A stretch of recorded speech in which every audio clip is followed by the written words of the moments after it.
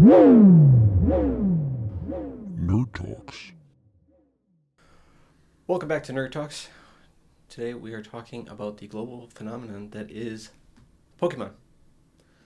As you can see by the title, we're going to dive here into Pokemon, kind of all aspects. We'll just look at the history of the game, our personal histories, and we'll look at the games, TCG, and kind of how this all came to be and why this IP, this property is the largest media franchise in the world.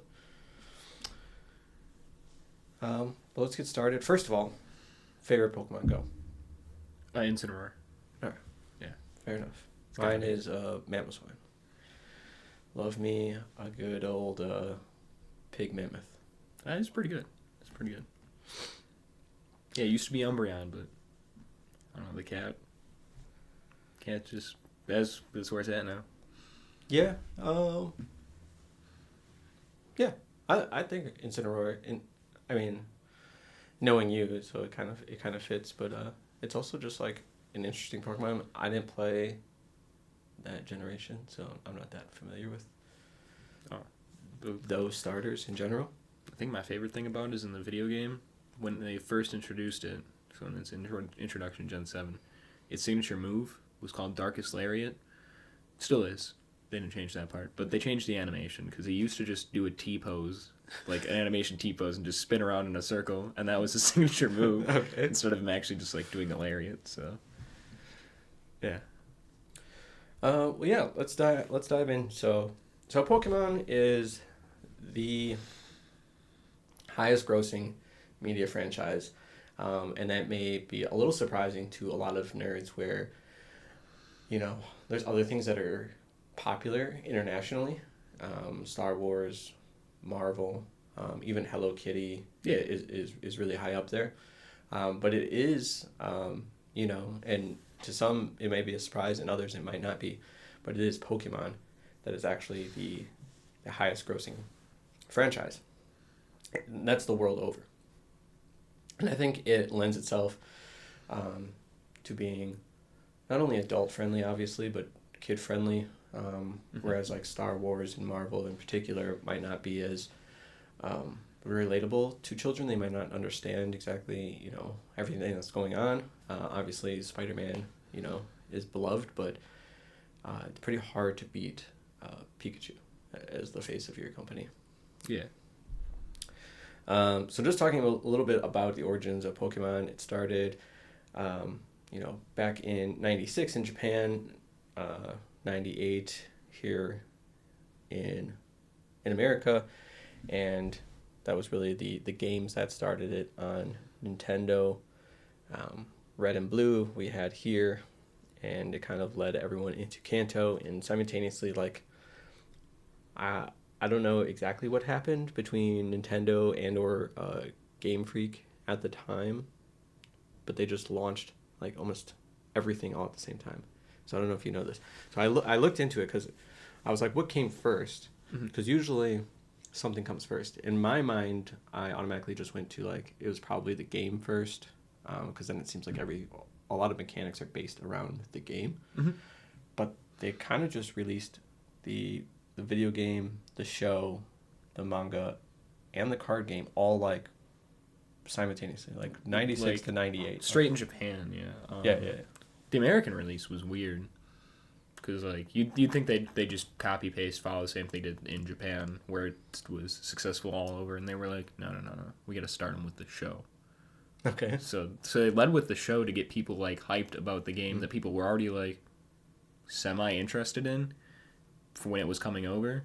Obviously, it's no like media sharing that we have nowadays, but whatever they did worked, because that boom took off super quick. But yeah, they went show then video game in America. Yeah. They released like 2 or 3 episodes of the anime. And then from there it just like just blew up. So I don't know if they were just like, we're just gonna dig in on this, and we're gonna make it happen, because there's a lot of franchises I think that start in one area in particular, and then they grow over time. I'm going to continue to do this over the episode because I think it's relatable, but Marvel I'm going to compare to a lot. Where I think, where Marvel just started as like comic books, and then they kind of were like, oh, let's do TV shows, and then eventually video games. And Marvel's a lot older, but yeah, for Pokemon it was just like 3 years, and we release Everything. all of our different media, and they just started going. They started with Red Blue. Did you ever play the original Red Blue Yellow? Yeah. Yes, I have. Okay. Not to completion, but I have played them. Okay. I have never played the original Red, Blue, Oh. or Yellow. My first game was Crystal, so I started a little bit later. But I was into the card game and the show before I really got to video games. So I guess where did you start off? I guess we can start there. I was 6. As I remember it, I was 6, just about. We were in Shopko, and now the Shopkos are dead everywhere. There's no more Shopkos. Sure. They used to have Shopko this- is like a Walmart for those Yeah. that are maybe not from the Midwest. Yeah. Or Wisconsin in particular. And they had a cart, a small little like mobile cart that you'd put in the middle of your aisle that you walk down. They have them in other places, but this one, like, clearly you could see the wheels on. It looks like you might just have this in your house, and on it was just every card, sport, whatnot you could think of. So there was sports cards. I think at the time there was like Kaijudo or something like that was on there too. Pokemon was on there, Magic was on there, Yu-Gi-Oh was on there. The standard stuff. Sure. I was with Grandma. She was picking up prescriptions because they also have a pharmacy just like Walmart. And I walked over and just kind of saw them and was like, I want to get those. So Grandma got them for me, and then just kind of took off from there. I mean, I think I'd seen the TV show prior, but my brain starts Pokemon right at that moment with the cards in Okay. Shopko. And anything before that, I couldn't really tell you. Okay.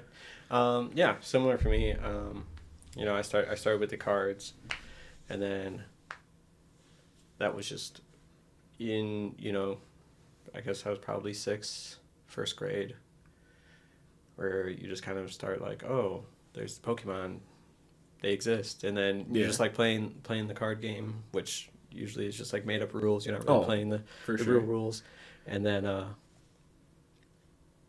I think it really blew up in my mind that this was like a really cool thing. Is I actually seen Pokemon, the first movie, in theaters. Oh, okay. And I was like, this is sick. What was it, 1999? I believe the first movie is in 1999. I believe it does Okay. come out in 1999 in America. Either that or 2000. And I think it's 1999 because they have a second movie called Pokemon the Year 2000. but that might be a Japanese reference. I can check on the fly here. But yeah, you get the tickets for the Pokemon movie. You got one of like 4 exclusive Pokemon cards. Mhm. And then I don't remember how I got it. So I think when you bought the tickets, you got an exclusive card that says Pokemon the first movie. Yep. I don't have mine, unfortunately, but I did rebuy the same card that I had, which was the Dragonite from the movie. But there was somehow, some way, and I don't know offhand how you got it, but you could get the Ancient Mew card that they show in... Oh, no, that was for Pokemon 2000. See, so there was a movie called Pokemon 2000. There was a movie called Pokemon 2000. Okay, so Yeah. Pokemon the first movie came out in 1998. Oof, dated myself. That's not that bad. I saw the first Pokemon movie in theaters. Yeah, you were like 6. It's not that bad. That's a while ago. Pokemon the movie 2000 came out in 1999, and I believe that's when you got the Ancient Mew card. I don't remember how you acquired it, but you did. I still have my original Ancient Mew card. It's a card that is just like, looks like hieroglyphics, and it has like a hieroglyphic Mew on it. Theoretically, it's nothing special, but it's worth a little bit of money. When I say a little bit, like last time I checked, it was like $50, but it could be up now. Oh, I thought they'd come crashing down because I remember you used to be able to get one for like 15. Oh, So but Card prices are everywhere. Card prices are Up, everywhere. down, left, right. Doesn't fucking matter. Yeah, let's talk the games. So the games are RPG based. You play as like originally you played as a little sprite character on the screen, and you kind of moved around and you attempted to catch Pokemon. Where now they've kind of transformed it into an open world, which I really liked that about Scarlet and Violet, where you could just kind of run wherever, because it used to be very restrictive. You had to follow their kind of very linear path, but now you can kind of run wherever you want. The overall structure of the game is basically just you get one starter Pokemon, you get to select from 3 in the beginning, and then you kind of are just let out into the world with Pokeballs to catch Pokemon. You've played most of the games? All of the games? I haven't played every single game. It's a lot of those earlier games that I didn't play, but I've played at least a game from every single generation, Okay. and then from like generation 5 onward, I think I've played every game. Okay. Yeah, and I don't mean the off. There's like there's Oh yeah, just the main series games. Yeah, the I'm main not line playing games. all those other ones. Yeah. Like Pokemon Rumble. Ugh. well, I wasn't even thinking that, but I was thinking like what is it?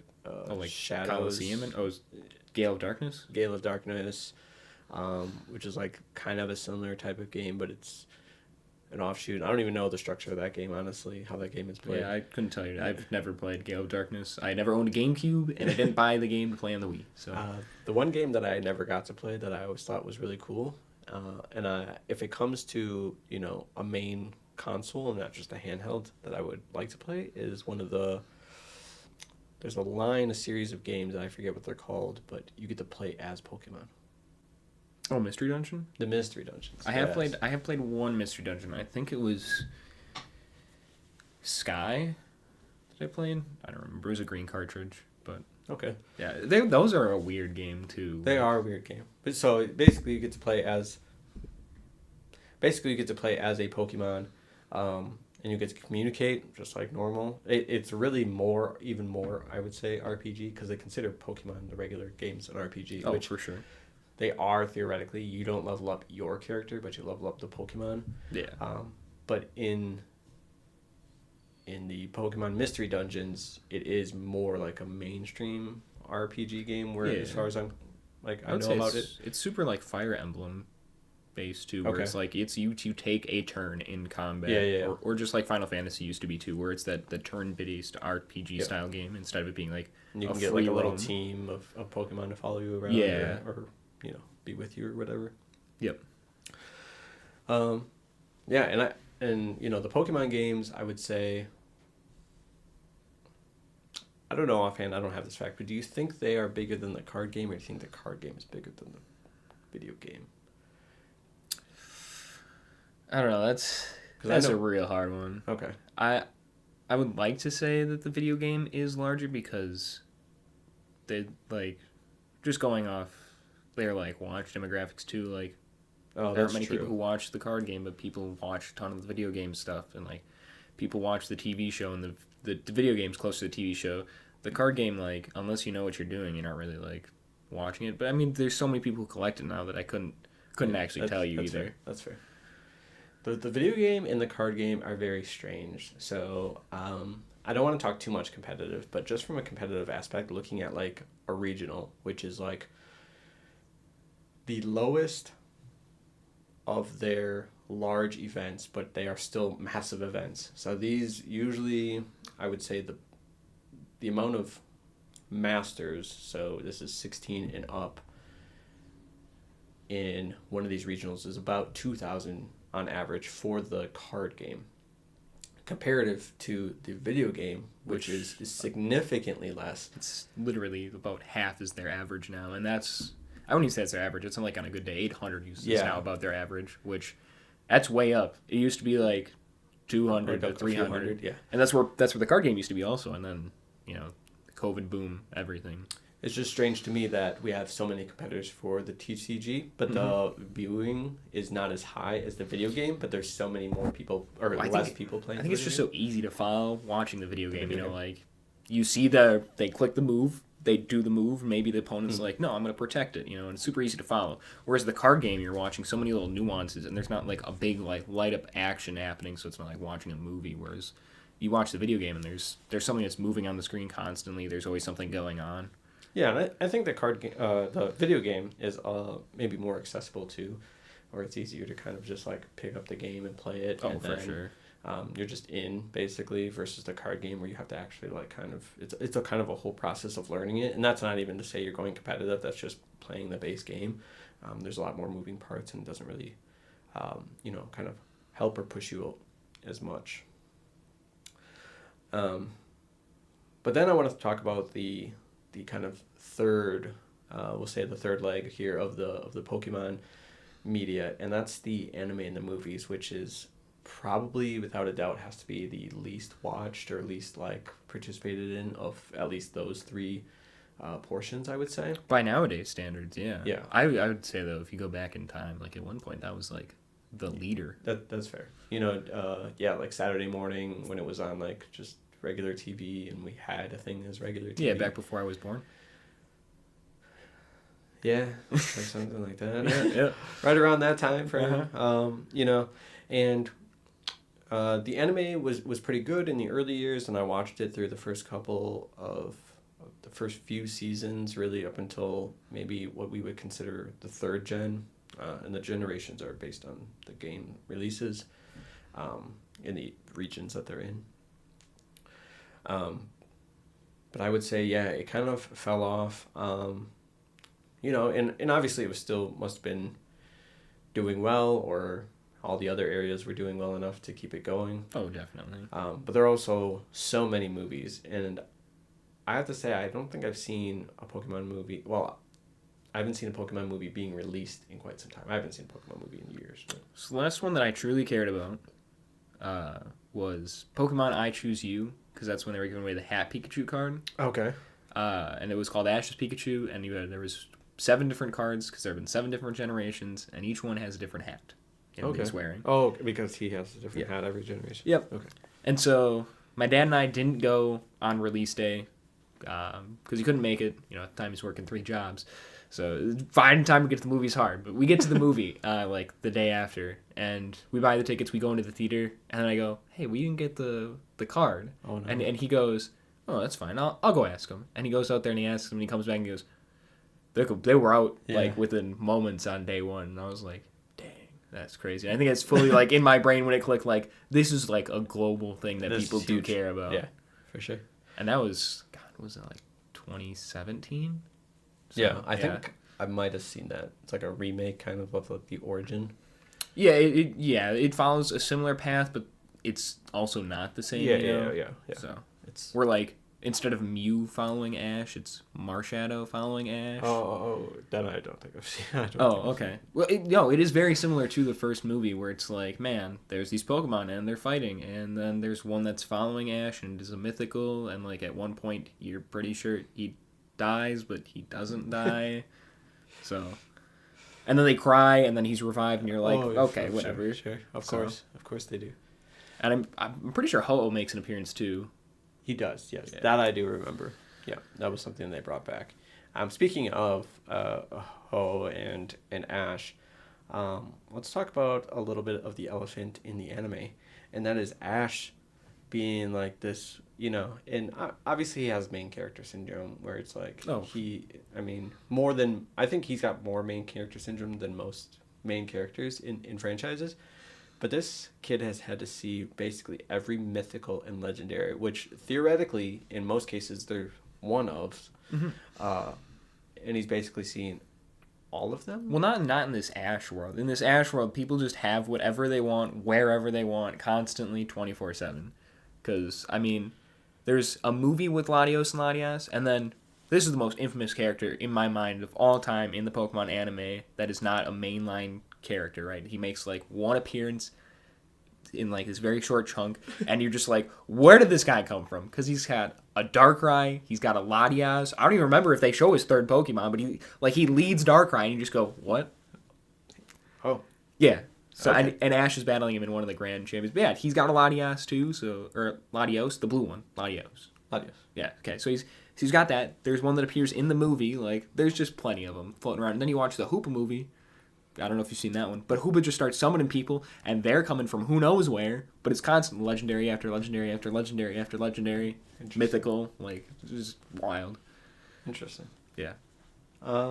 Yeah, and that is something I always thought was a little strange, and it's one of the things that happens in the games that doesn't translate very well over into the movies, but or the show, and that is like the legendaries and mythicals, because it is extremely hard to catch them in the video game. But then I feel like we're always seeing that. We see them all the time consistently in the show and in the movies. The movies for sure, because I think all but one movie is based on a legendary. That's the Lucario movie. That's not based on a legendary, but the rest of them are based on a mythical or legendary Pokemon. Be specific there for the Pokemon nerds. But yeah, this kid has basically seen all of them, and then it comes to a close with him finally winning the World Championship. But yeah, the champion of champions. Yeah, finally. 25 years later, this guy finally becomes the champion that he's been trying to be the whole entire time. The theme song says so. Was it really 25 years if he's been 10 the whole time? That's another thing, and maybe we don't go down that road today. We definitely don't have to. All I'm saying is they definitely should have just been like, actually, he's 12 when he wins it. Yeah. Just be like, it's been 2 years. And maybe there's another episode where we just dive in on some strange conspiracies and things like that in the nerd sphere here. But yeah, so Ash theoretically never ages in the show. We never see him have a birthday. We don't actually know how much time has passed, but theoretically he's still 10 at the end. And You're right. Like, they could have just been like, he's 13 or 14, 12, even 12. Just like, it's been 2 to 4 years since he's been on these travels, but it appears that it's been 1 year, which is wild, because he's like, if one episode is a day, there's like yeah. Another thing that bothers me about the anime too is like, we get to that ending part and he's in this tournament of champions. Mind you, it's a tournament of champions and he's never won a championship of God knows anything, Yeah. And so you've got people like Cynthia, and not that I think, but according to the Pokemon anime, the greatest champion of all time is Leon, who's the Charizard guy from Gen 8, for those who don't know. Okay. But he's supposed to be like the champion of champions, even though in most people's mind, I'm pretty sure it's Cynthia, just from their gameplay experience. Sure. Might be Whitney. I'm not sure. That Miltank put Leon people into... from Gen 8 has the hat. He's got the hat. Okay. He's got the Charizard. Okay. Yeah. Yeah, and so he's put in this tournament, and then he battles his way through, which I think is so unrealistic to say, like, man, this guy couldn't make it to the champion status, which this is a little more conducive to the games, where it's like, you win, you become the Pokemon champion, but at the same time, you never defend that title of being the Pokemon champion. It's more of like, you've earned the title by beating the region's champion, I think that's what the anime was trying to convey here, was that, like, these are all the champions of the region, and, like, you could beat them, but you don't become the champion of the region. Like, You're not the new defender of that title. Sure, yeah. So, but yeah, he's never made it to beat any one of those people, but he's entered into this tournament where it's just the champions of champions, Interesting. And so he gets through this, and at the end, it's big spoilers here. It's Leon, the greatest champion of all time. Sure. And they do their whole anime flashback thing, which not a big thing in Pokemon, but they were like, we gotta do it for this one specifically. And they flash back through everything he's caught and done over the 25 years, and then Pikachu beats Charizard, big hurrah. But I just think it's so unrealistic that we're saying that this kid, who's never won a single championship, never made it to that status to then beat a champion to become a champion, is entered into a tournament of champions, something that he's never earned, and then not only is he beating all these people, on top of that, he wins out the whole thing? You're telling me that these 20 to 40-year-old adults, full-on adults, who have had years and years and years of practice battling with their Pokemon, and because that's how the game works, it's based on your friendship. You got to be best friends with the Pokemon you win with.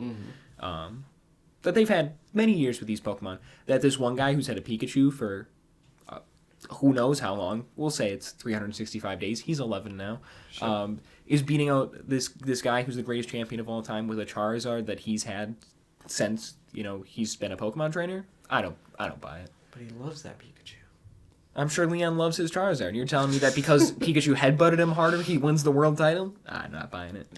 I don't know. I just think it's a wild end. And it is the end. It is the end of the show. And that was a full series that followed one, or I guess two, if you want to count Pikachu, Ash and Pikachu, with a revolving cast of companions, which you see some recurring companions join the group. Except for Tracy. Fuck that guy. What's his last name? I couldn't even tell you. Oh my god. I was about to say Morgan, and I know that's not right. That's the actor. No. I'm gonna find Tracy's last name here. But yeah, we got a new show. So you haven't seen this new show? I did. I've just seen the parts and clips of it. It's Pokemon Horizons, right? For pause. Sorry. Sketch it. So, Ash Ketchum. Mm-hmm. Tracy Sketchit. The worst. Absolutely the worst. Throw him out the window.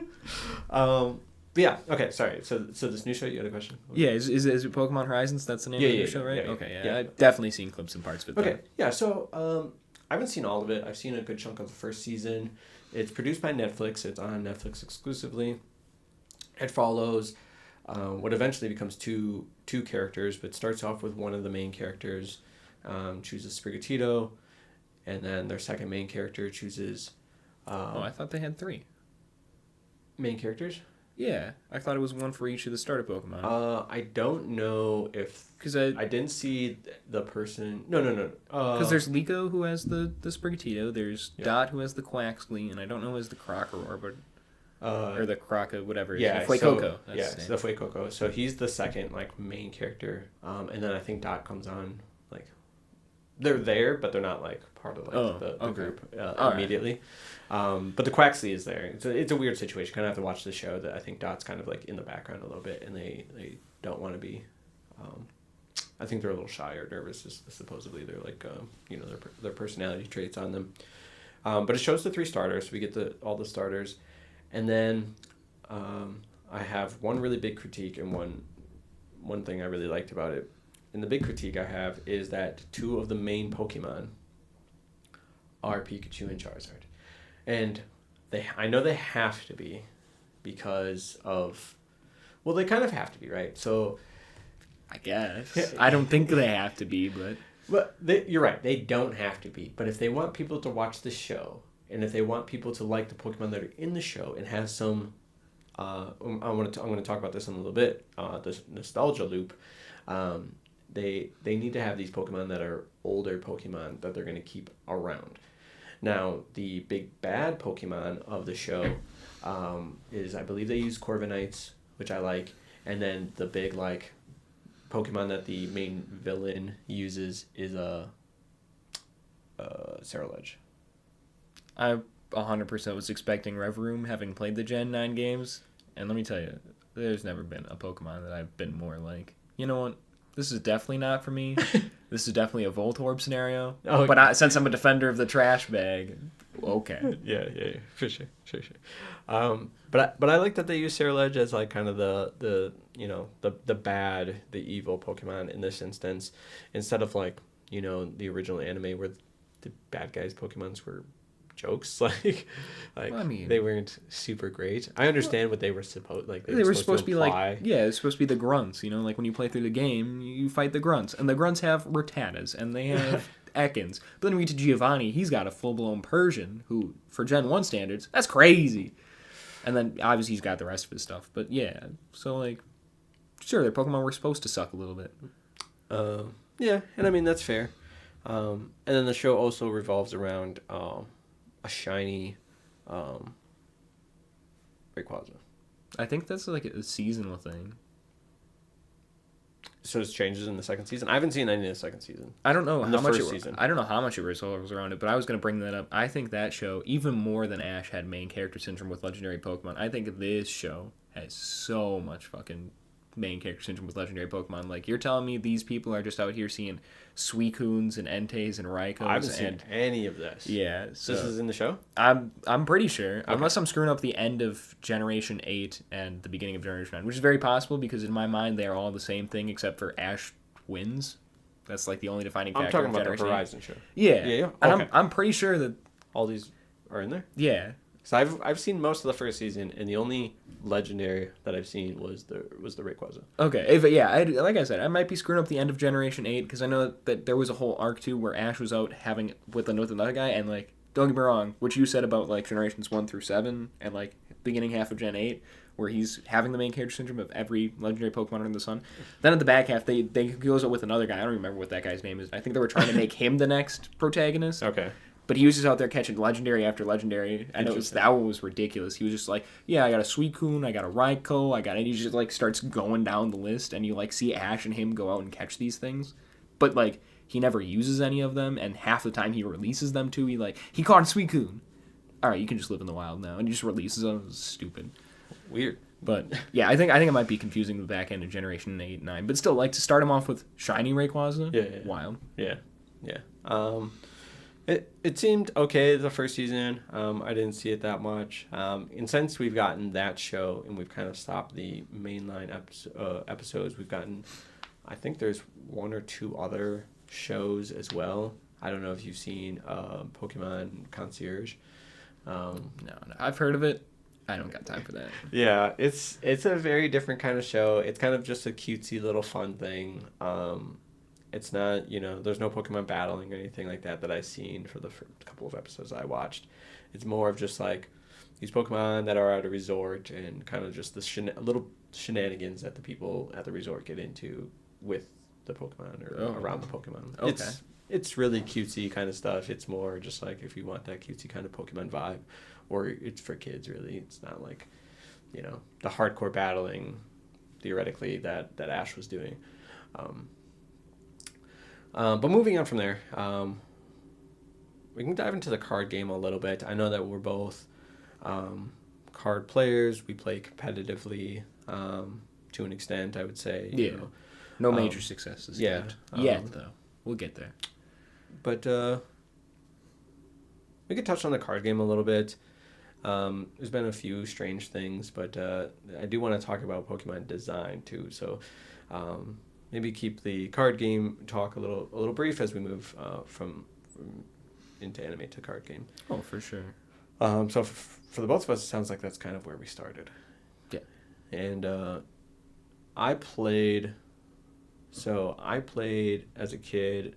I didn't really know how to play, and then I got this disc for computer, and it was Pokemon the card game, and it was like it was after the 3 first sets came out. So base set, Jungle, Fossil, and it was this disc, and I got a special promo, I think Zapdos or something like that, or the Fossil Zapdos came inside of it, and then it like walks you through on this disc, and the disc was great. It was like you can play just randomly against just like random decks. You can kind of put your own deck together, and then you can get badges by battling people of different. It's just like the typings basically. Okay. And you just fight through it, and it would teach you how to play the game. And that's kind of how I actually learned how to play the game, was by playing this video game that showed you how to play. From there, I just played kind of with whoever I could, mostly on the playground. There was one kid in school that I played with a little bit, and I did that for a while until 2003, and that's when I entered my first real tournament. I played at one point they had city tournaments, where the Pokemon organizers would go to larger cities, find a card shop, and let the card shop host these tournaments. I played my city championship at my parents' basement here in our town. It was very interesting. I didn't play for a while. I got back into it for a little bit. Me and my brother attended our Pokemon State Championship in 2006, which I just found out as we have recently built these retro decks that I was able to play the same deck, and I didn't realize that there was like, to me at the time it wasn't strange that I was playing the same deck in both tournaments basically. Yep. But nowadays I would look at that and I'd be like, that's strange, because those are 3 years apart, and at this point we have rotation that happens in Pokemon. But yeah, I played basically the same deck, very little changes between those two tournaments. And then I stopped playing altogether because Dungeons and Dragons took over as far as my tabletop game of choice. And then Social Suicide, as we spoke on. And in the first episode here, and then recently just got back into it. So how about yourself as far as your beginnings and then kind of full-blown competitive? Oh, yeah. You better be ready for a whole roller coaster because we go on ups and downs. So it starts with that pack, which I want to say was like Pokemon Supreme Victors and or Pokemon Platinum, which for anyone who doesn't know are Generation 4 sets, because I'm not that old. When he was talking about 2003, I was like, damn, I couldn't walk. Maybe I could have. I don't know. I was 1. But yeah, I started there. I get these cards. I open them up. And I still have some cards. I know I have the card from my first pack, which will tell me which set, but I don't remember. But it's you've seen me play it in Dragapult. It's that Psychic Energy. That was one of the first cards I opened. And Okay. that was from my first pack. Nice. That I remember because I kept it because I was like, man, this is so cool. And then I would take it to school and people would be like, that card's useless. I'd be like, but it looks cool. Right. And they'd be like, and? Right? They didn't care. The way they played at school was big number. And like, I should specify, we're like in 2nd grade, 3rd grade, so like none of the rules matter. Right. You put a card down, you read the attack name, and that's what it does because it's just got a number. And so we'd play our little game, but then like I got 2 decks. One was of Pikachu, one was of Gyarados, and this is when they start moving into Heart Gold and Soul Silver, which is when I get my first video game. And that's how I learned to play the games with my dad from these 2 battle decks, which I also still have most of the cards from those as well. Nice. And then I try to get people in my school into it. And as we talked about in Social Suicide, that's where my status of being like one of the top cool kids went to being like, yeah, we all know Mason. He's over there. He's playing with cards like a nerd. So yeah.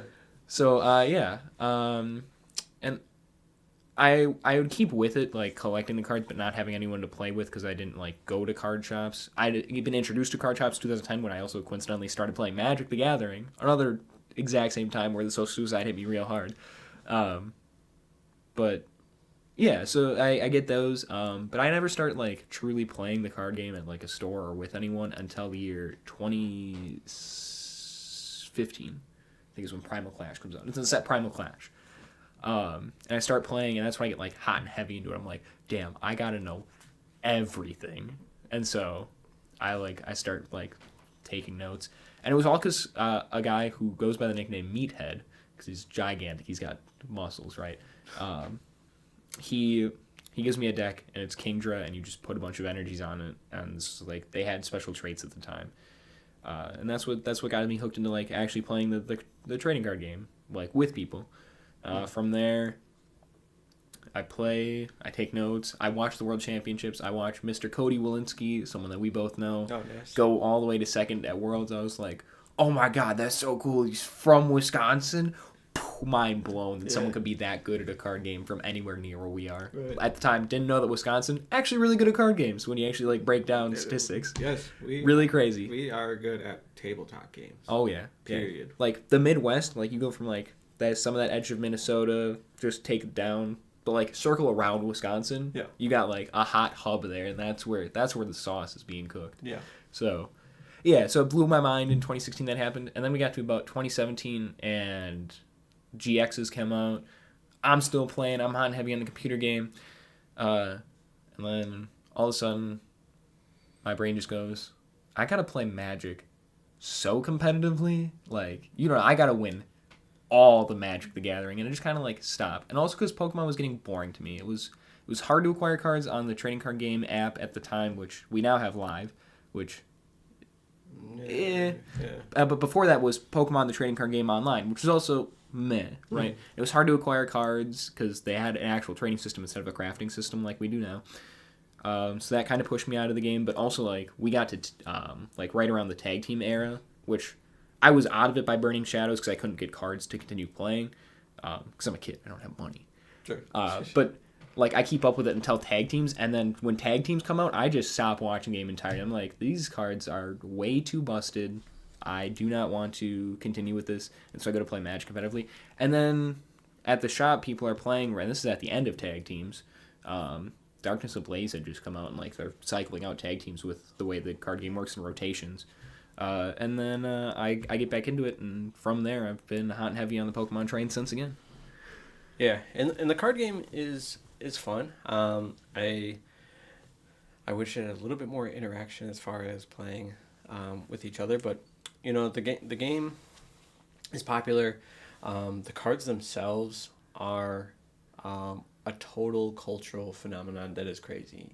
Even just disregarding the game itself, people collecting the cards, anyone that's not even familiar with the card game, how to play it or anything, knows that some Pokemon cards are valuable at ridiculous numbers. You know, there was one point in time where it was like sports cards that people would be collecting, and now it's Pokemon cards in that place. Even people that don't know Pokemon basically at all, right, are still like just chasing the cards because there's so much information as far as like market values and finding out how to collect the cards that you can do it even if you're not familiar with any of the Pokemon or how to play the game at all, and you can figure it out. Is it a good thing or a bad thing? I mean, it's, you know, time will tell. I think right now there's a, you know, and it's getting a little better I think right now, but maybe 6 months ago we would have said definitely a bad thing. Oh yeah, there was a whole like year stint, and it's not the only time that it happened. Like the Yeah. boom during COVID too, they had a super high valley or a peak, then we went to the valley, and then like they announced another EV set, and all of a sudden all shit hit the fan again. Yeah, and off of that, we'll go right into talking about the nostalgia loop around COVID. So the nostalgia loop is it's an event that happens within usually some kind of piece of media, or some kind of franchise, and it's a cycle in which, and this is happening right now a little bit again I think, but it's when we were kids, and maybe more when I was a kid, is when Pokemon came out and was really big, and I was into it and maybe couldn't afford to buy everything, or my parents wouldn't put that much money aside for just a silly card game for some strange looking monsters or whatever. And basically what the nostalgia loop says is that when we are children and we're into something, it comes back to being good, or really big once we become adults and we're able to afford that thing. And that it's happening a lot right now. This nostalgia loop is continually crazy, and I think that's because there's more media that kids have been kind of viewing since, we'll say, like 2000. I would even go back to like 1990, Teenage Mutant Ninja Turtles, and say that we're kind of cycling through a lot of these things, and and we can talk about this at a later time, on another episode about kind of the tiring of kind of going through all of these kind of franchises repeatedly, because like the reboots and the sequels and all these things that are coming about. Oh yeah, for and sure. It's just this nostalgia loop where we were children when the game came out and couldn't afford it, and now that we can afford it, it's big again because we were the kids that kind of grew up on it, and nowadays, maybe in the last, we'll say 5 to 10 years, where kids maybe haven't been that much into Pokemon, which is now I guess maybe 5 years is stretching it, because I think now it's big again, but maybe 5 to 10 years, I would say maybe before that, where it was maybe in a little bit of a low point, because it had been around for some time, but it wasn't as big as when it launched. But then COVID really, and it did it for multiple things, and we talked about that on the last episode, where there was a turning point within the one of the big turning points I think happened around COVID, where the adults had nothing to do, so eventually we just came back to the old stuff that we used to be into, and Pokemon is one of those things, and being the largest media franchise in the world, it obviously attracted a ton of people back to it, and I think that's where we're at now, is kind of where we've come full circle, and now it's just huge. Everything is bigger than it's ever been. The prices on cards are higher than they've been in years. The attendance at these tournaments and the viewing of these tournaments is kind of crazy. Honestly, the people attending these tournaments are thousands of people. If I had to guess how many people showed up at the tournament that's happening right now, I would probably say that in and out of the door, they probably had close to 10,000 people. And that's maybe even shorting it by some. for sure. Considering that just adults 16 and older playing the card game was probably close to 2,500 people. Yeah, and then, well, that's just people that signed up. Like, that's maybe Yeah. people that sat down in the chairs. Like, then that number drops when you talk about people who sat down in the chairs. It gets closer to, like, 2,200, right? Because, like, 300 people Then just use it as a pass to get in. Add back in, well, yeah, sure, but then add back in, like, the kids in the 2 age divisions that are coming to play the card game, and now we're Yep. at 3,000 card players. Right. You add in like almost another 1,000 players for video games. You got Pokemon Go, which Well, I that's don't just that's just the Masters division alone. You have to Yeah, add yeah. the video game also has the 3 divisions, and then there's Yeah. also Pokemon Go. yeah, and then just And then people coming spectators. to just spectating. So Yeah. yeah, we're I think we're talking close to 10,000 people at each one of these tournaments, which is just And that's kind if they're smaller ones. You go to Yeah. international, and there's a whole other game in Pokemon Unite, which is yeah, and those are put on by the Pokemon Company themselves, and not Right. necessarily a tournament organizer. And I think those are huge. Those are getting ridiculous numbers. those easily have to be getting like 25, 30,000 people. Yeah, and these are, dare I say, almost every weekend. One of these regionals is happening. Yeah, where it's the It's the- like 10,000 Yeah. people being Attending flocked one to of- a city. Yeah, and these are just like basically almost Pokemon conventions that tournaments are happening at, and it's just huge at this point, and it's successful, and it's cool to be around. I enjoy being around the community, but I do want to move into our segment here for this episode, and that is the nerd hill I'm going to die on. So this is a statement I'm going to make. I will die on this hill. I have defenses if you want to compete about it. Now, I'll say this in future hills I'm going to die on, but I think that my answer isn't maybe my favorite. Okay. And some people might have a take about that, but my favorite generation, and this is just like obviously for nostalgia and for reasons of personal reasons, my favorite generation is Generation 3. The hill I'm going to die on, though, is that the best generation of video games, Pokemon design, and everything that it came with, Generation 2. Oh, you were so close. You almost had it right. Except you're 3 generations away. No! It's Generation 5. No way! It 100% is Generation 5. The American generation? Yep. No. 100%. No. 100%. I'm going to die on that hill. No. I'm Oh dying my on God. that hill. That's not even my favorite game to play, and I'm dying on that hill. Oh, Generation no. 5 is the best generation. It cannot be. I hate to. I don't like saying it, but I've come around. I used to be a guy who was like, no, it's got to be Gen 4, right? It's got to be Gen 4. And the more I've aged, the more I've been like, damn, it's Generation 5. And I could also defend my point, but I think I'm going to make you defend your point more so, which is, why is it Generation 2? It has everything that you could want. That Like it has some of the best designs in Pokemon. It gave us it gave us the 2 new types, which I think are just like types that we just needed in the game overall that were like necessary. Granted, Fairy is a nice type and it brings balance to Dragon. Whoa. But Whoa. That's another hill I'm willing to die on. Is that Fairy? Not a good type. I don't think it's a necessary type is what I'm getting Yeah. at. I think what they did with it was purposeful and made sense. But I think that Dark and Steel are 2 of the greatest types added to the game. I guess. For sure. And I think they have a reason to be there. The Pokemon game brought in so many of the different things that that we didn't have in the previous game, the day-night cycle, the friendship, and stuff like that. It gave us additional evolutions that were really great. It brought in some of the babies that make full evolution lines, sort of. The legendary Pokemon are some of the greatest from that generation. You take that back right now. I love me some Lugia. Lugia and Ho-Oh No. are fantastic. The legendary beasts are iconic. My sticking point is with Lugia and Ho specifically. One of them's a phoenix, and it's pretty cool, right? But his color, awful. terrible. He's supposed to be a rainbowish bird, and Yeah. he's 3 colors, and one of them is orange, and I'm not okay with it. Another one's green. Like, who's picking these colors? Second of all, why does Lugia have giant hands for wings? They are just grippers. He is out here. He could grab whatever he wanted and carry it away. And you're telling me that's how he flies? Yeah. I don't know.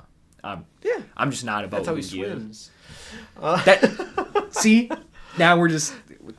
I just can't. No, with Lugia. I think it was great. I still think I just think it was great. It was a good time for Pokemon. I think the first generation is fantastic. Like, no one can say it wasn't great.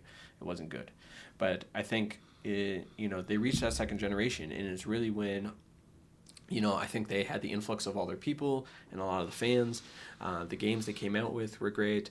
The Pokemon cards were good at that time. I enjoyed as far as I never played in that necessarily in that era of cards, but the design of the card looks and the art that they had in those cards, I think that gold, silver, crystal, Sure. fantastic. Sure.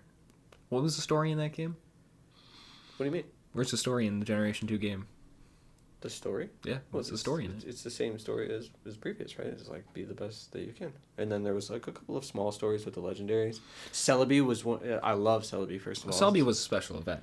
Yeah. But it still came with not only was it a special event that you had to attend, but it actually was a small quest in the game, Yeah. which is also fantastic. No, I get it. I played, my first game was Soul Silver. It was the remake of Silver. That's why I'm super critical of Lugia, because I was like, man, he's going to be the coolest. And then he's just got hands, and I did not like it. I might have. Well, I played Crystal, so there might be a little bit of a difference. Oh, in so the you played the story. game after it was fixed a little bit? Yeah, That's well- like saying, oh man, Gen 4 is the best because I played Platinum. Sure, but did you play Diamond and Pearl? Because those games, not as good. No, that's good. Okay, well, fair. But still, I think everything that they added at that point, was really good. Sure, the types, great. Honestly, I do have to give it to Gen 2. It has my favorite type that they added in. Without Gen 2, I don't get to enjoy Dark types the most, right? Sure. But what Generation 5 did is it added so many Pokemon. It added the most Pokemon besides Generation 1, which was a feat that people thought they're never going to introduce that many again. You just had all of these Pokemon. And sure, are some of their designs lackluster? Sure. Like, am I the biggest enjoyer of Vanillux? No. I'm not the biggest ice cream sundae guy, right? I'm also the biggest Garbodor fan. I love Garbodor and Trubbish. They are just trash bags, but they are accurate to parts of America. It makes sense. Where it's man, we do like sweet treats. Who doesn't love good ice cream? I think overall, the Pokemon related to whether they were animalistic or stylistically something, they related to the region that they were basing it on. The actual towns themselves didn't directly feel that they just put oh man, this is Lumiose is literally just Paris. It is one for one that, right? basically. It didn't feel like they were just oh, here's New York, right? Dropped it right into here. fair. Obviously, what's the third? Celesteela City? No, Celesteela's the Pokemon. Celestia? Something like that. Is obviously supposed to be the New York or the harbor city, right, of the Generation 5 games where it's supposed to be like New York. But it doesn't feel like you're going through New York. It feels like its own town still, even though it's clearly designed on that. So there's that. It's the only game to have an immediate follow-up with its own sequel. Only game to do that, which at the time, I was pissed. I was like, where's Generation 6? I need me some new game. I still don't know why they did it. I haven't researched that topic enough. I may never know, because I honestly don't care. But the story across 1 and 2 with Team Plasma and N themselves, it gives depth to... Obviously, your rivals are Bianca and Sharon, your childhood friends, but it gives you, this almost third rival, and this third rival is mysterious, because he doesn't say words directly that much, right? Yeah. But this whole game, when you open the game, intros with the cutscene of him and a crown being placed on his head, but you don't see him until, maybe a third of the way through the games. You don't know who this mystery character is. So I could see where people didn't like it, but there's this gigantic story where, you have tons of stuff to actually, think about more. And as a kid on the surface level, it is just another Pokemon game. You just play through it like any other game. You are the main character. It's a role-playing game. Get to the end, I'm a champion, right? But when you go through it as an adult, and I think they've started to do that more now with the new games, which is something else we can talk about in a second, is there's like a layer underneath where they took time to write out an actual story for the game Sure. as to what went on throughout that like time period. Yeah. And it's prevalent again in in the Generation 5 2 games as well with they're no longer being Getsus, and it does continue on the story while also feeling similar. Like, it's not a remake, it is a continuation. So when they put 2 there, it made sense instead of it being like, this is black and white again, this is black and white continued. And we don't have that for another game. Like, if you look at the re-release for Generation 3, it is just a remake. Literally for Generation 4, here is Generation 4 on the Switch, you know? Yeah. Gen 2 games, like, they added a little more content, but it is, again, just they re-released the game. Black, it has a continuation to its story. White has a continuation to its story, and those are the only games to do that. Like, even, like, I'll backtrack a little, because I think I was wrong, because we did go Sun and Moon, Ultra Sun, Ultra Moon, which have stories, but they're not necessarily continuations, they're deviations. Like, they are, like, here's the story, but here's what we corrected. It's not, here's the story, here's the continuation on. Okay. And I think that's why it's not Sun 2, Moon 2. Sure. That's why I think Generation 5 is the best generation so far. We could keep this conversation going all day. 2 things I want to bring up, and then we got to move on here. Sure. But one, Silver might be the best rival in Pokemon game. And 2, Okay. and 2, Gold and Silver and Crystal are almost, in some ways, a sequel to Red Blue in a little bit.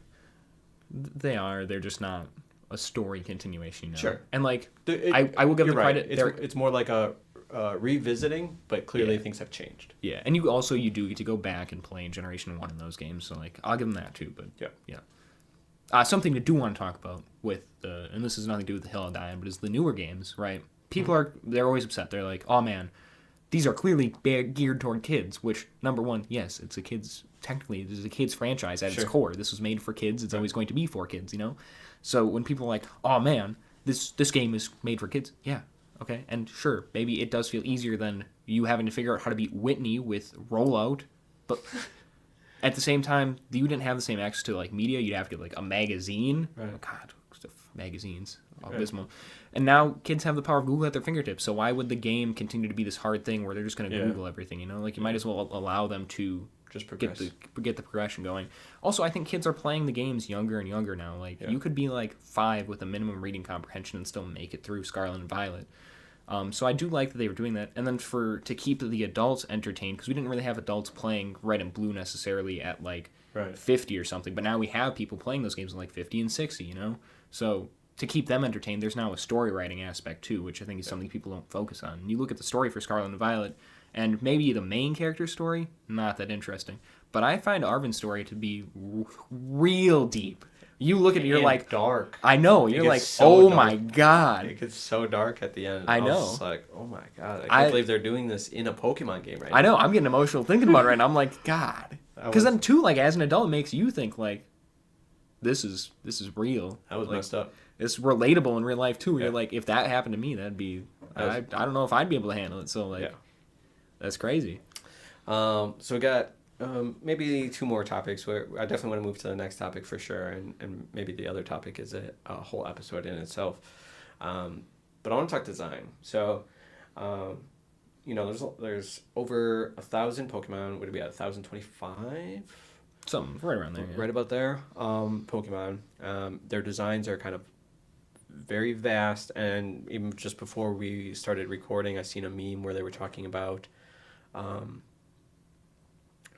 Maybe it was more of an infographic, not necessarily a meme, but it was talking about how, you know, Gen 1 and Gen 2 were more realistic looking Pokemon, where the later generations, it basically compared Vulpix to Zorora, and kind of comparing how, like, Vulpix has real feet and proportionate body portions to its body, and Zorora has, like, a big ass cutesy head, and then it just has, like, the little cutesy nubs instead of actual feet, and things like that. Fletchtinder and Pidgey kind of. Oh, Fletchling and Pidgey. Oh, Fletchling and Pidgey, kind of comparing them.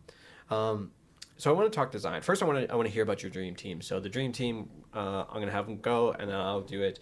It's just going to be the 6 Pokemon that you would have on your team if you could ideally have any Pokemon on your team. Go ahead. So we actually already talked about one. It's Ceruledge. Since Generation 9 has come out, I think Ceruledge is probably my favorite Pokemon in Generation 9. So I'm going to say Ceruledge has made it on my team.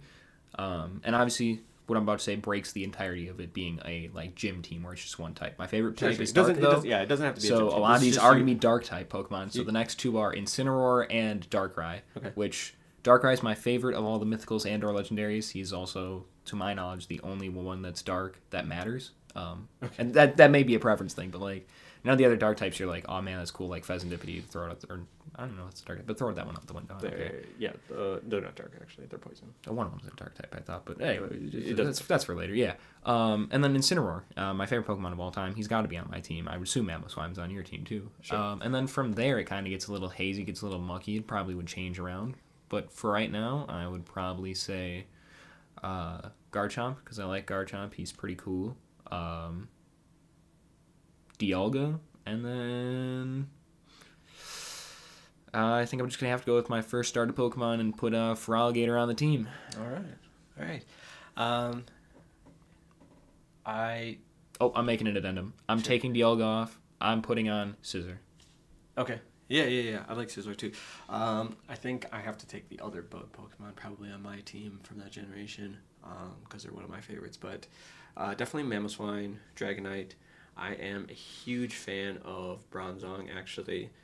They have been climbing up as one of my favorite Pokemon. I do like Bronzong. Bronzong is sick. Those 3 are solidified. I think Heracross is probably one of my favorite, is probably just my favorite bug Pokemon for sure. Dang, I'm missing one. I think Celebi is probably on my team. And I forget now the last one is on my team. I'm a big Kingdra fan. You know what? I'm making one more addendum. Scizor, you're cool, off the team. Garbodor, on the team. Final locked in. Okay. I don't know. I can't believe I forgot the last one there. That's 5. I like Mudsdale. Mudsdale might be I might just have to say Mudsdale. I can't think of my 5th. Dusknoir. Dusknoir's pretty cool. Dusknoir. So Mamoswine, Dragonite, Dusknoir, Bronzong, Celebi, Heracross. If I had to say a team. For sure.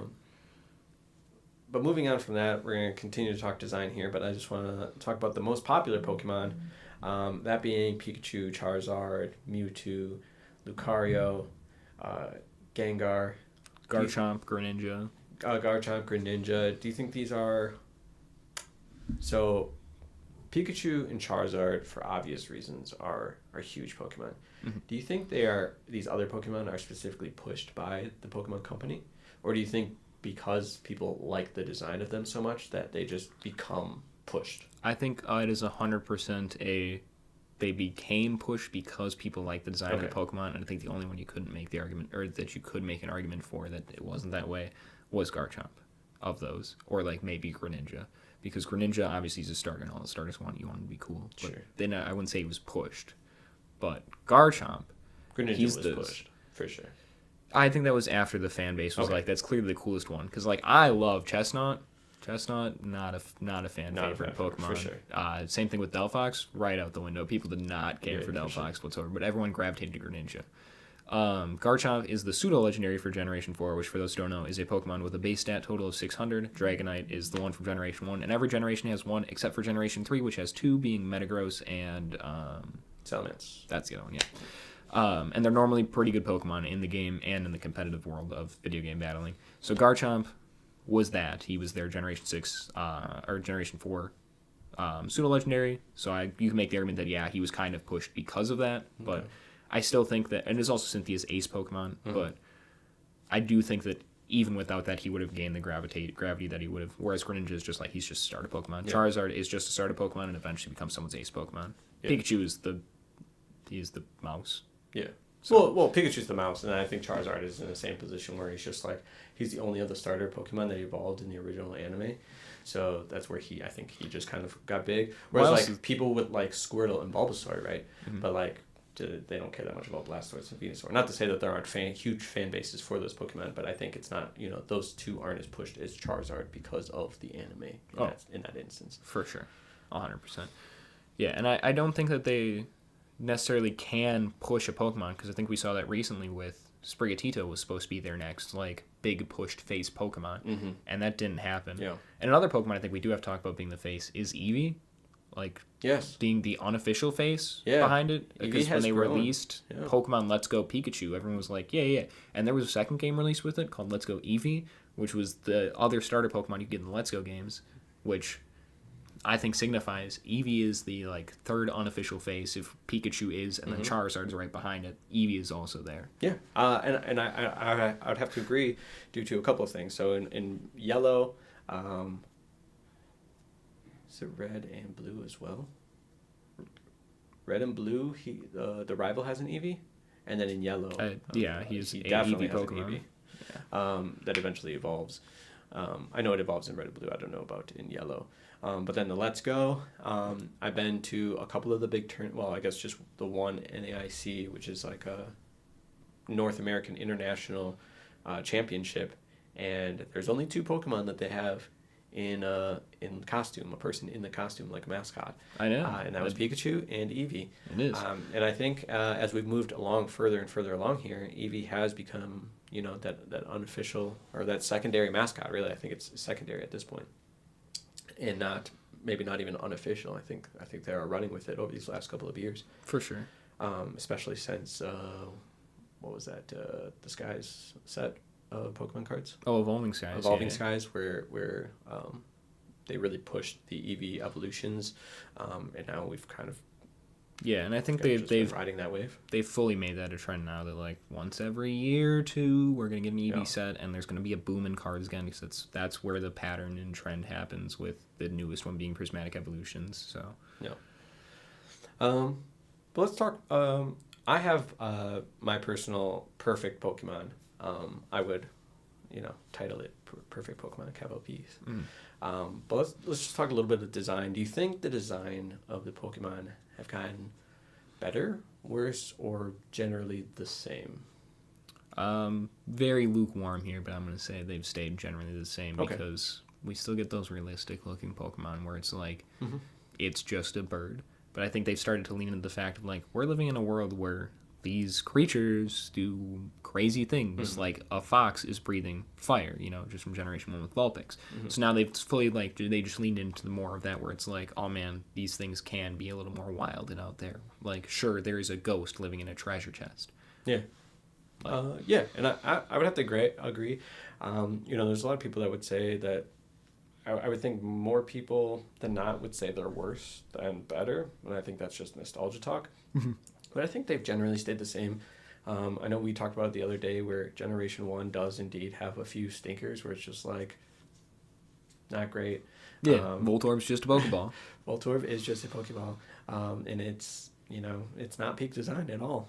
It's just there, and I do think we're generally still around the same. Where it's just like you have some Pokemon that just don't pan out as far as the general public liking them, and they're just Pokemon that exist, and I think that's fine. We need to have not every Pokemon can be a banger. Some For sure. Pokemon. My preference for design is when like the lower evolutions. I guess I like it both ways. When the lower evolutions aren't great design, but then the later evolutions fantastic design. It gives you more like incentive to evolve it, especially in the game. Yeah. But I also do like it the other way, because I do here and there like that there are some low evolution Pokemon that are just like cute or just like a fun design, even if like their next design isn't like great. One for me is Reverum and Varoom. Varoom is like, okay, it's just like a little guy and he's like supposed to be an engine, and then Reverum is like, That's almost a whole car. you might as well just made him a car. Yeah. Like this guy's a whole 8-cylinder engine. Like, and it's just like, nah, But yeah, your thoughts on any of the overall designs of Pokemon? I think there are plenty of designs that just are not for me. But there are plenty of designs that are. I do like some of the fun, silly, goofy ones where it's like, man, again, I keep bringing back Trubbish because I think this is the biggest example. It is literally just a pile of garbage. It's a garbage bag. And I love him so much. He's just a little garbage bag. And then when he evolves, he's an exploded garbage bag. I think that I like the Pokemon where the evolution feels like they continue to build upon the Pokemon, and it does evolve. So Pokemon like Larvitar, Pupitar, Tyranitar, it feels like there's this little mountain like thingy. I don't even know what Larvitar is supposed to be, but he's a little mountain thingy, right? And he goes to a cocoon, and he comes out this big old monster. Yeah. Or like, we'll use Mamoswine. You know, he starts a Swinub, Piloswine. Obviously, Mamoswine came later, but Piloswine felt like they continued on. He's like just a giant like mountain pig, you know, with tusks, and they full woolly mammoth at the end. Like really ties it together, you know. And even my favorite Pokemon, you know, we start with Litten, little cat. Okay, now it's a big menacing cat. Now, and obviously, like, the wrestler part's a little weird, sure, but I like that part. Sure. But yeah, now he's just like this big, muscly, gigantic cat, you know, and it just feels like they continue on. And, like, some Pokemon don't do that, and that's fine. We're like, Frillish just turns into Mr. Pringles the jellyfish, and that does not feel like a peak design for me. But, you know... For sure. Again, not for me. So I think that, you know, I like it when they continue on the evolution and it feels like a continuation of the thing, like Charcadet to Ceruledge or Armarouge. Mm-hmm. He's a little like unclaimed knight that then either becomes like a sword guy or he becomes like a full knight protector, you know. Sure. So stuff like that. Yeah, and we're going to be wrapping up here shortly, but I just want to move on to perfect Pokemon. So my ideal for a Pokemon, every time I look at a Pokemon, I put it into my perfect Pokemon calculator in my head, right? Is this Pokemon meet the requirements that it needs to be deemed basically just by me to be a perfect Pokemon? And this doesn't even have to be Pokemon that I like, but it's just like, does this design make sense to me? I think, and I'm gonna get probably some agreement and probably also equally a lot of hate, but anything that looks too much like a human or is bipedal is bad Pokemon design. There are some cases where bipedal is fine. Heracross, Charizard are fine as far as bipedal. Incineroar is pushing it. All right, that's a hot button to push, but okay. One of my favorite Pokemon, Blaziken, not a good Pokemon design. Not great Pokemon design. That's fair. It's too... Why is this guy... He looks like a Digimon, is what he looks like. Blaziken looks like a Digimon. Incineroar kind of looks like a Digimon. Whoa. Fair. Cat Wrestler Mon. Look at us. Yeah. And I every time I look at a Pokemon, I'm just like, does this meet the requirement? And a lot of times, it's just like, is it more... I want it to be more inanimate object turned Pokemon, or just like an animal that is a mixture of a couple of ideas or things, you know. Instead of these really bipedal, and a lot of the starters are like these bipedal creatures, and like Blastoise passes for me, Charizard passes for me, but I feel like the more and more we went on, less and less does it pass for me. Like, why does Quaquaval and what's the cat? Meowscarada. Meowscarada need to be so damn human-like. Like, it's really unnecessary for some of these Pokemon to be that like more like bipedal and more human-like. Oh, especially too when they had the other starter go the complete other way. Yeah. He was on 2 and went down to 4. Yeah. Which I enjoyed to actually see a quadruped in the starters for once. But you know, and I'd kind of look at the Pokemon, and I'm not gonna say that there's no Pokemon that I hate, but it's just sometimes just like, what are we doing? And the fighting type for me gets a lot of hate a lot of the time because it's just like, that's a guy. What is it? Throw, and what's the other one? Throw and sock. That's just a guy doing judo and karate. And their skin is like a rock-like style thing. Karate outfit. He's wearing a gi. Yeah. No, they are wearing gis. But then it also it's literally, and I've described them like this for years. Is Bert and Ernie in a gi? Wow. Okay. Yeah. But then those are newer Pokemon, and then I always have to make sure that, you know, I'm not just nostalgia hating or anything like that. But you go back and you look at Hitmonlee and Hitmonchan. Hitmonlee is fine. Hitmonchan is just that is just a woman with boxing gloves. Yeah. Yes. Jinx and Mr. Mime are, I don't know who and where we were at when we were building these like 151, and we were like, these are good ideas. Let's slot them in. But I always just try to put the Pokemon in the perfect Pokemon calculator in my head, where it's just like, is this a good design or is it something a little weird? And most of the time, it ends up being weird if it's a little too bipedal or human-like. See, those things don't bother me. The things that bother me is just like, if it just like we're really pushing something like the engine, or and they're like they're trying to make the engine not be silly and goofy. The engine's supposed to be like serious and like it's an evil Pokemon. And you're like, that is an engine. That's weird. Yeah. But yeah, I had one other topic I wanted to talk on, but I think we're going to save that maybe for a later time, where we're talking about Mickey Mouse versus Pikachu and kind of how those, oppose each other, how different they are. Especially since Pikachu gets called Japanese Mickey all the time. So, but yeah, that's gonna be our episode. I had a great time talking Pokemon here, so thanks for joining me, and discussing all things Pokemon. It's definitely one of my favorite things, and it probably will stay one of my favorite things, even as I get older. I have kids, so Pokemon is in the house for a while. For sure. I think the biggest thing for people to take away from this is just don't hate Pokemon or just stuff too much. Less hating on it, more appreciating on it. Yeah, just even looking at what is this? You can still be critical. Just don't go, man, I hate Gardevoir because it's got 2 legs. Go, I don't like Gardevoir because it's got 2 legs, but I like this one. For sure. Thanks for joining us, and have a good game.